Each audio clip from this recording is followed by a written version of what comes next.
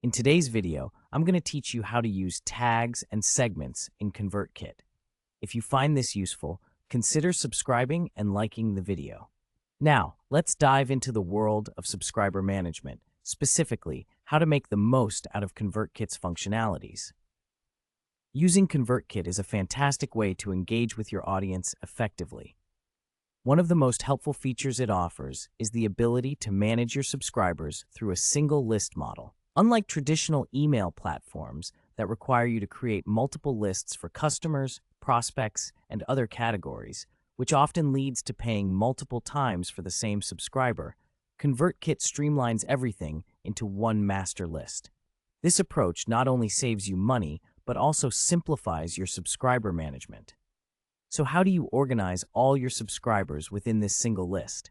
That's where tags and segments come into play. Tags are fixed labels that you can apply to individual subscriber profiles. For example, you might tag subscribers as beginner designers or webinar attendees.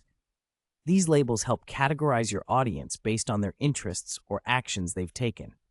Now, if we look at segments, they're dynamic groupings based on certain conditions and rules. Think of segments as smart filters that automatically update as subscribers meet or lose criteria.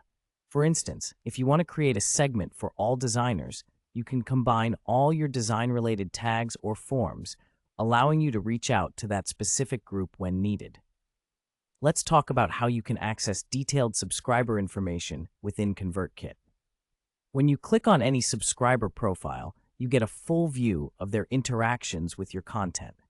You'll see their email history, which includes details like whether your emails were sent, delivered, opened, or clicked. A helpful feature here is the different indicators. A green dot shows that an email was opened, while a blue dot with an inner indicator reveals a click-through. You'll also find engagement and data stats, such as star ratings, signed-up forms, automations, sequences they've participated in, purchase history, custom fields, applied tags, and the segments they currently belong to.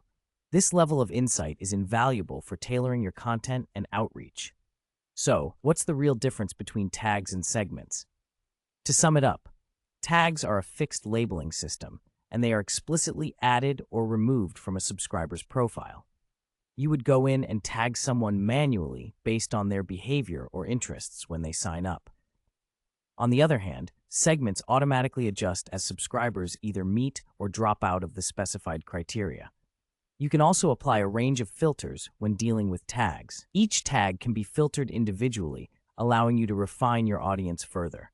For instance, you can filter subscribers by tags, specific forms they signed up on, sequences they are part of, products they've purchased, their location, custom fields, subscription date, and even their cold status. By leveraging tags and segments effectively, you can engage with your audience in a way that feels personalized and relevant. This not only boosts your chances of better engagement, but also helps in maintaining a strong relationship with your subscribers. In summary, using tags to label your subscribers and segments to create dynamic groupings will enhance the way you manage your audience in ConvertKit. Remember, tags give you a snapshot, while segments allow you to adapt over time based on how your audience interacts with your content. I hope this video has provided you with valuable insights into how to tag and segment subscribers in ConvertKit. Don't forget